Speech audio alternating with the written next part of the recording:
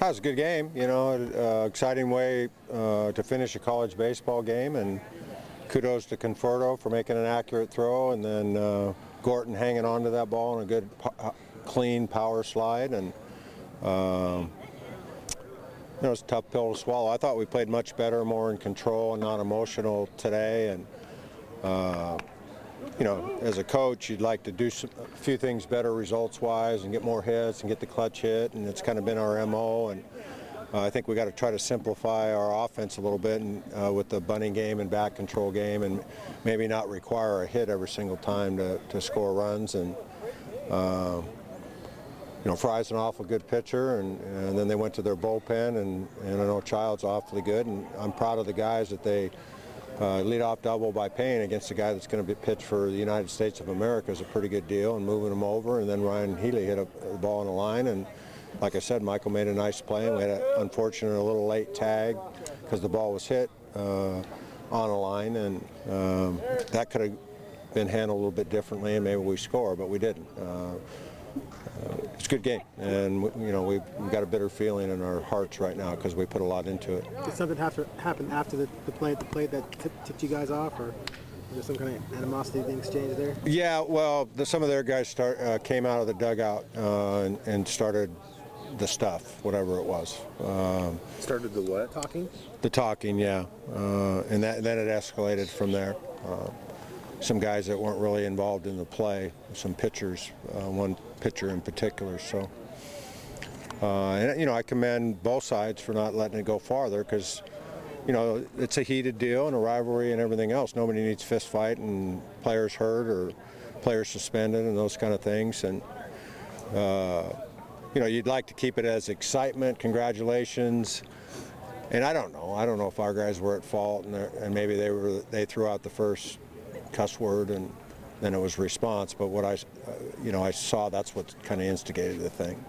And then they were excited, and that's their territory out there, and then there was some staring down and all that kind of stuff. And you know, I think the game should be won and lost on the field, not with the mouse and not with testosterone or, you know, we're tougher than you and that kind of stuff.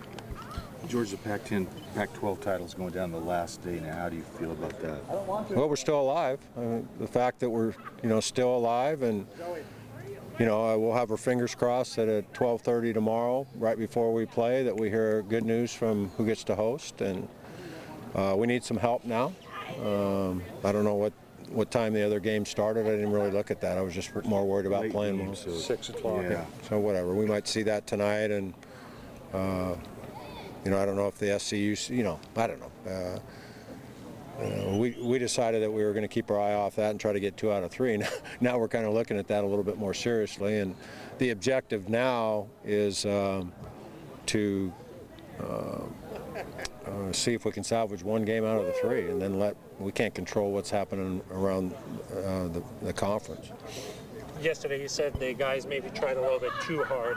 After a game like this, how do you prevent that from happening tomorrow?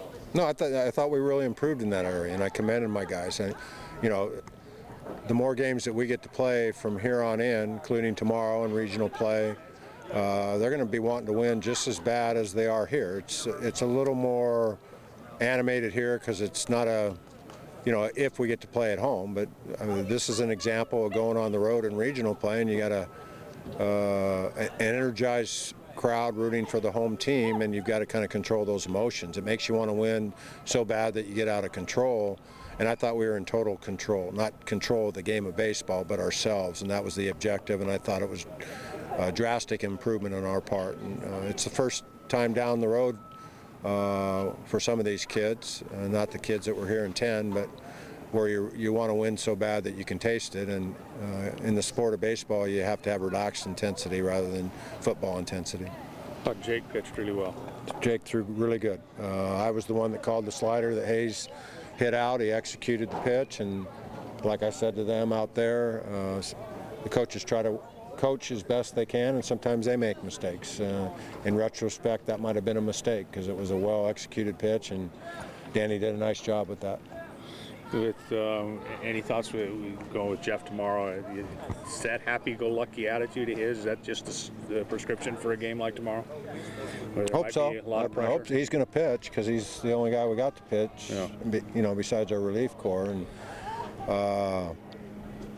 you know, Jeff comes across like a happy-go-lucky goofball, a left-hander trapped in a right-hander's body. But make no mistake about it, when the anthem plays, he's all business. And I think he'll have a right balance in levity and competition, and hopefully he'll be as good as he can be, and we can get deep in the game and score some runs for him and get a victory. George, is there any kind of